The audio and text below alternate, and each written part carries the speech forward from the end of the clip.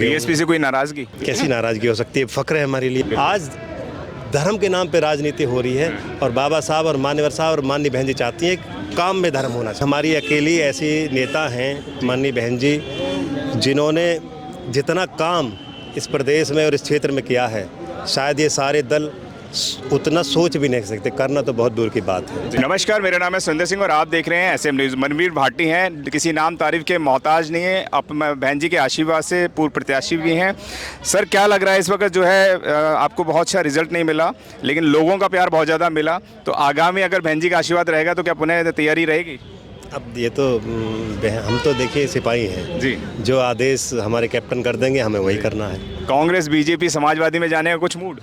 बिल्कुल नहीं, ये संविधान विरोधी लोग हैं जी, और ये देश संविधान से चलेगा और संविधान के निर्माता बाबा साहब हैं और उन्हीं के हम मार्गदर्शन में चलते हैं। उन्हीं की विजन को लेकर माननीय बहन जी चली है, उन्हीं की विजन को लेके जो है हमारे मान्यवर काशीराम चले थे, उन्हीं विजन को लेके एक छोटे से सिपाही हम हैं।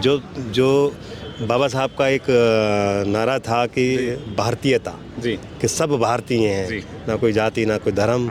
जिस दिन भारतीय हो जाएंगे उस दिन ये भारत श्रेष्ठ हो जाएगा।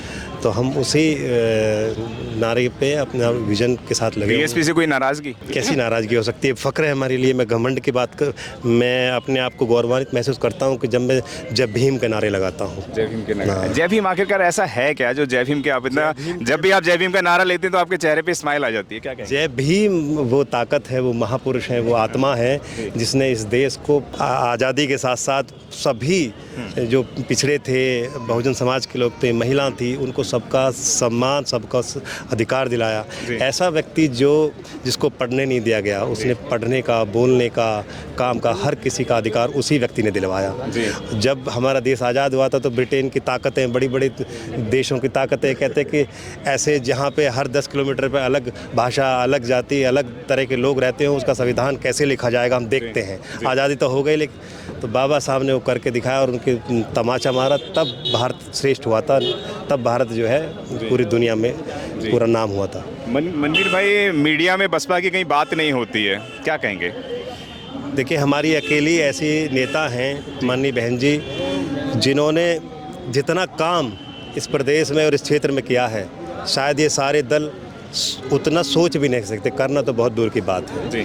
जितना काम किसानों के लिए किया, जितना मजदूरों के लिए का, घर, जितने बेघरों को घर दिलवाया माननीय बहन जी ने दिलवाया। आज देख रही है शिक्षा के स्तर पे, जैसे जो स्कूल चलाए, कॉलेज चलाए माननीय बहन जी ने चलाई, यूनिवर्सिटी बनाई माननीय बहन जी ने बनाई। यहाँ आज जहाँ ये प्रेरणा स्थल दलित पर यहाँ जंगल हुआ करता था, आज ये सुंदर, जब यहाँ देश विदेश से लोग आते हैं तो गौरवान्वित महसूस करते हैं कि नोएडा में आए। इस नोएडा को पहचान दी माननीय बहन जी ने, पहचान दी, हम सबको पहचान दी माननीय बहन जी ने, पहचान दी। बस ये है कि माननीय बहन जी करती हैं, बोलती कम हैं और ये लोग मार्केटिंग करते हैं, काम नहीं करते। बहन जी के बारे में कहा जाता है कि मिशन मूवमेंट से थोड़ा सा भटक गई हैं, अब वो ताकत नहीं रही है, क्या कहेंगे आप? बिल्कुल नहीं भटकी, ये दौर आता है। कभी कांग्रेस को भी लगता था कि उसका सूरज नहीं डूबेगा, डूब गया। कभी अब भाजपा को भी लगता है कि उनका सूरज नहीं डूबेगा, उनका भी डूब गया। ये चलता है, दौर आता है राजनीति में। कभी आप अर्श पे होते हैं, कभी आप फर्श पे होते हैं। तो आप अगर आज आपकी सीट नहीं है तो इसका मतलब नहीं है। आप देखिए, दुनिया की पहली ऐसी ताकतवर पार्टी है हमारी, जो ऐसी मुसीबत में भी उनका जो कोर है, उनका जो बहुजन समाज के लोग हैं, अपने नेता के साथ खड़े हैं। वरना मुसीबत में भाई साथ छोड़ के चला जाता है, लेकिन कोई कार्यकर्ता छोड़ के नहीं गया। ये हमारी पार्टी की जान और पहचान है। मनवीर भाई, एक आखिरी सवाल आपसे रहेगा। संविधान दिखाकर लोग पार्लियामेंट में पहुंच गए हैं, तो क्या लगता है कि संविधान दिखाने वाले समाजवादियों की या कांग्रेसियों की बातों को, चालों को लोग समझ गए हैं, पुनः वापसी बसपा में करेंगे, या लगता है कि उन्हीं के लोगों को सरकार बनाएंगे? क्या कहेंगे? देखिए, हमेशा से संविधान के नाम पे और बाबा साहब की सब तस्वीर लगाते हैं। आज किसी भी आप कार्यालय में चलिए, बाबा साहब की तस्वीर मिलेगी। केजरीवाल भी लगाते हैं। हाँ, केजरीवाल जी भी लगाते हैं। लेकिन जो बाबा साहब का सपना था, उसको सब चुकनाचूर करते हैं। एक तरह से बाबा साहब के विजन पे सब एक उनके बीच में खंजर भोंकने का काम करते हैं। नाम उनका लेते हैं, लेकिन उनके काम पे नहीं चलते हैं। जो चाहते थे, जो उनका सपना था, उसको तोड़ने के लिए जोर लगाया जा रहा है। उन्होंने भारतीयता का नारा दिया, आज कहाँ है? आज देखिए, उन्होंने ईश्वर से भी ऊपर मानव को माना था। उन्होंने महात्मा बुद्ध को माना और महात्मा बुद्ध ने सबसे ऊपर मानव को माना और मनुष्यता को माना जी। कि मनुष्यता है, क्योंकि मनुष्यता है तो उसमें अंदर ईश्वर है और मनुष्यता नहीं है तो ईश्वर नहीं है जी। ऐसे विचारों के साथ वो चले। आज क्या हो रहा है, हमारे बड़े बाबा लोग बता देते कि भगवान ऊपर को देते हैं भगवान, आज भगवान को नीचे घूमा जा रहा है, मस्जिदों के नीचे ढूंढा जा रहा है, वहाँ नहीं मिला। भगवान कहाँ? भगवान हर जगह है।